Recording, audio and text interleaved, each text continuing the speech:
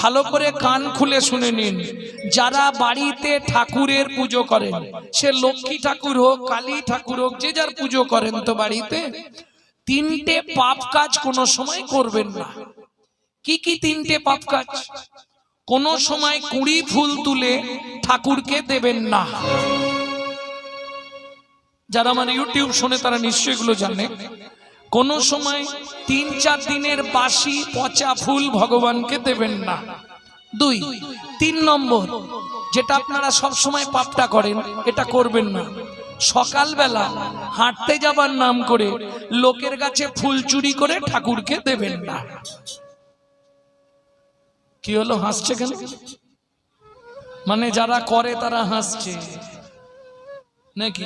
হ্যাঁ, এ পাপ হয়। কোথায় বলা আছে? ব্রহ্মবৈবর্ত পুরাণে বলা আছে, শ্রীমদ্ ভাগবতের ৫ম